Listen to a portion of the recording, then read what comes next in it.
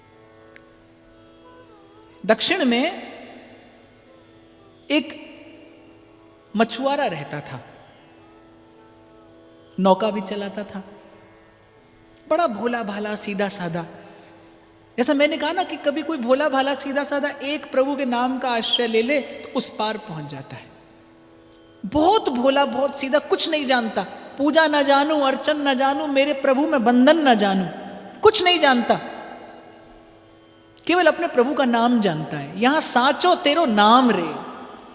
और कलयुग में तो भाई नाम के अतिरिक्त कुछ भी शुद्ध नहीं है। मैं भी शुद्ध नहीं, आप भी शुद्ध नहीं, भोजन शुद्ध नहीं, आहार शुद्ध नहीं, व्यवहार शुद्ध नहीं, विचार शुद्ध नहीं, कुछ भी शुद्ध नहीं। एक भगवान का नाम शुद्ध है, उसमें अभी तक कोई मिलावट नहीं हुई और होने की संभावना भी नहीं है।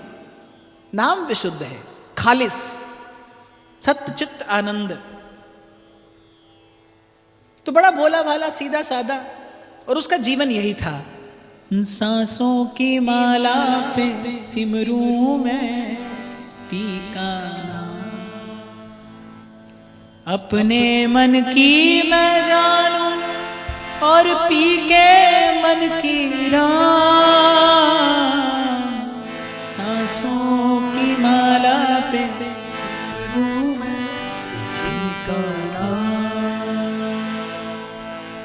अपना नाम रटता है, ये भी खबर नहीं कि कभी प्रभु उत्तर देंगे कि नहीं। अपने मन की मैं जानूं और पी के मन की राम। तो गांव में ही एक मंदिर था, बस वही नित्य प्रभु का दर्शन कर लिया, प्रभु के नाम का कीर्तन उच्चारण करता रहता था। दीनहीन, एक कन्या थी, 2 पुत्र थे। तो उसके मन में विचार आया, क्यों ना नगर सेठ से थोड़ा सा धन लेकर कन्या का विवाह कर दिया जाए, परिश्रम करके चुका देंगे, कन्या का समय पर विवाह हो जाए। तो सेठ से थोड़ा सा धन ले लिया और कन्या का विवाह कर दिया, और थोड़ा थोड़ा धन एकत्रित करके सेठ जी को कर्जा चुका भी दिया। सेठ जी के मन में पाप आ गया। सेठ जी ने देखा भाई पढ़ा लिखा तो है नहीं, तो रसीद के स्थान पर उसको कागज का कोई और टुकड़ा पकड़ा दिया। और कुछ काल के बाद सेठ जी ने अदालत में मुकदमा कर दिया कि इस व्यक्ति ने नियत समय पर हमारा धन नहीं लौटाया। जज के सामने हाजिर हुआ। जज ने कहा कि तुमने इनसे धन लिया था? जी लिया था। लौटाया? जी लौटा दिया। सेठ जी तो कह रहे हैं लौटाया नहीं। बोले हमने तो लौटा दिया। जज ने कहा रसीद दी होगी सेठ जी ने? बोले हाँ साहब रसीद तो दी, पर वो रसीद तो थी नहीं। सेठ जी ने तो कोई और कागज थमा दिया था। उनके मन में पाप आ गया, भोला मन देखकर। तो जज ने देखा कि रसीद तो ये है नहीं। तो जज साहब ने पूछा कि जब तुमने रुपया लौटाया तो वहां पर कोई था? बोले हमारे साथ तो बस हमारे गोपाल जी रहते हैं, वही थे। तो जज साहब ने कहा कौन गोपाल जी? बोले उन्हें हम जानते हैं। बोले कहाँ रहते हैं? बोले जहां हम रहते हैं। तुम कहाँ रहते हो? बोले जहां गोपाल जी रहते हैं। तो जज को लगा कि भाई ये व्यक्ति इतना भोला है। तो जज के मन में जाने क्या आई, जज ने गोपाल जी के नाम पर सम्मन जारी कर दिया। उसकी बात मान के कि ठीक है, अगर तुम कहते हो कि जब तुमने रुपया लौटाया था तो उस समय साक्षी के रूप में गोपाल जी थे, तो गोपाल जी आकर साक्षी दे देंगे। गोपाल जी के नाम पर सम्मन जारी कर दिया। अब जब सम्मन लेकर वो कोर्ट का मुलाजिम पहुंचा गांव में, तो बहुत जगह पर पूछा भाई गोपाल जी कहाँ रहते हैं, गोपाल जी कहाँ रहते हैं। अब गोपाल जी का छोटा सा मंदिर था गांव में। एक व्यक्ति ने संकेत कर दिया, बोले गोपाल जी वहां रहते हैं। पुजारी बाहर बैठा था। मुलाजिम ने पूछा, बोले गोपाल जी यहीं रहते हैं? बोले हाँ यहीं रहते हैं। बोले उनके लिए कुछ आया है? अब भगवान के लिए भक्त भेंट भेजते ही रहते थे। फिर इसने दिया कोर्ट का सम्मन। पुजारी बड़ा प्रसन्न हुआ, भीतर गया, कहा प्रभु भांति भांति की भेंट आई होंगी आपके लिए आज तक, आज ये कोर्ट से सम्मन आया है, आपके चरणों में निवेदन करता हूं।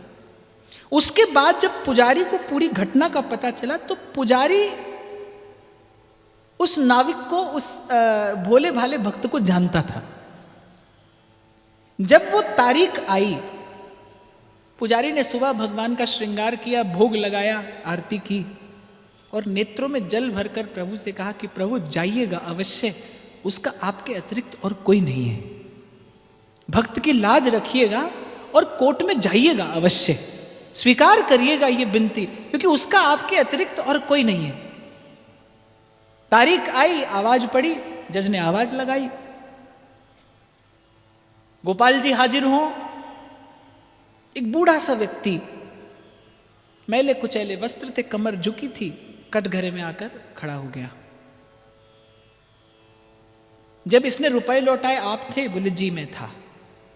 रुपए लौटाए? हाँ जी बिल्कुल लौटाए। रसीद कहाँ है? उन्होंने कहा भेज दीजिए अपने सिपाहियों को, सेठ जी के यहाँ अमुक अलमारी में और अमुक बही खाते में रसीद रखिए, जाकर देख लीजिए। अब सेठ जी कांपे डर के मारे कि भाई इस व्यक्ति को कैसे खबर कि मैंने रसीद वहां रखी थी। अब जब सिपाही गए और उन्होंने खोजा तो रसीद वहीं रखी थी।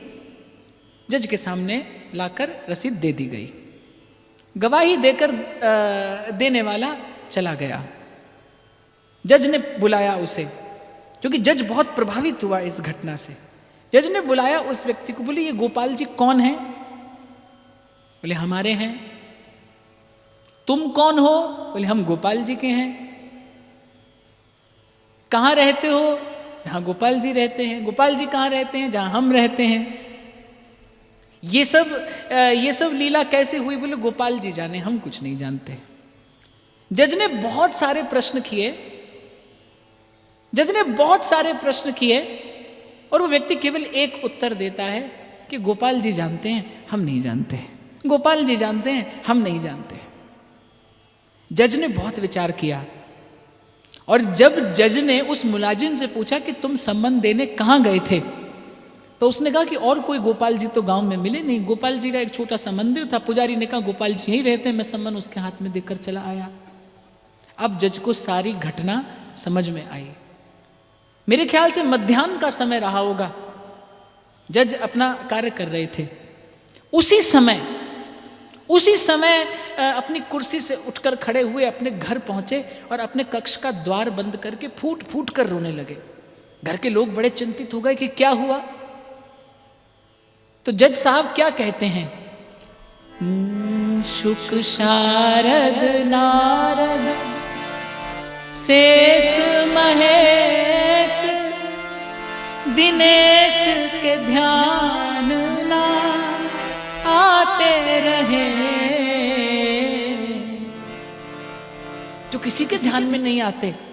सुख शारद नारद शेष महेश दिनेश के ध्यान ना आते रहे। वही आज कभी अदालत में किवटा के गवाह कहाते रहे। फूट फूट कर रोए जज साहब और गए। अरे घर के लोग पूछे तो अच्छा ही तो हुआ कि भगवान आए, भगवान का दर्शन हुआ। सुई आज अदालत में किवटा के गवाह कहाते रहे।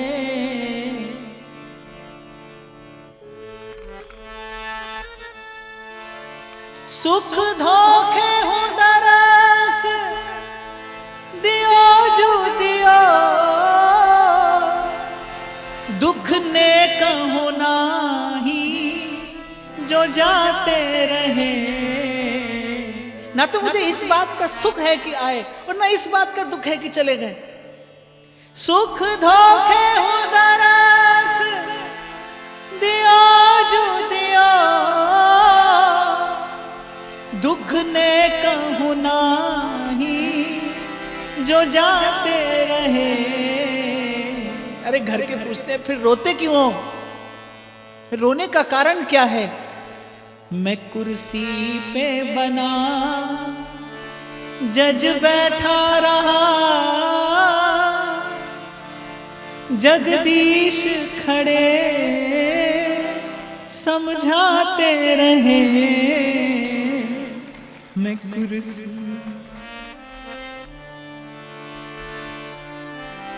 बोले मेरा भाग्य, मेरी अधमाई देखिए, मैं कुर्सी पे बना जज बैठा रहा, जगदीश खड़े समझाते रहे। कहते हैं उसी दिन वृंदावन आ गए जज, नौकरी से त्याग पत्र दिया, उसी दिन वृंदावन आ गए और कभी श्री ठाकुर जी के सन्मुख नहीं हुए, कभी श्री ठाकुर जी के सन्मुख नहीं हुए। जब मंदिर में दर्शनों का विश्राम हो जाता था तब मंदिर के प्रांगण में आकर एक बार लोट लगा लेते थे कि प्रभु आपके भक्तों की चरण रज मिल जाए, क्योंकि आपके सन्मुख आने योग्य मैं नहीं हूं। ऐसा पाप मैंने किया है कि आप मेरे सन्मुख आए और मैं कुर्सी पे बना जज बैठा रहा, जगदीश खड़े समझाते रहे। उनका स्थान है वृंदावन में, आज भी आप जाइए कभी दर्शन करिएगा। जज स्वामी के नाम से विख्यात हुए। इसीलिए मैंने आपको कहा बाप कोई पुरानी घटना नहीं है, अभी अभी की घटना है, अभी अभी की घटना है। ऐसा भगवान का स्वभाव है जो एक बार अन्य सब आश्रय छोड़कर आश्रित हो जाए उनके नाम के, उनके चरणों के।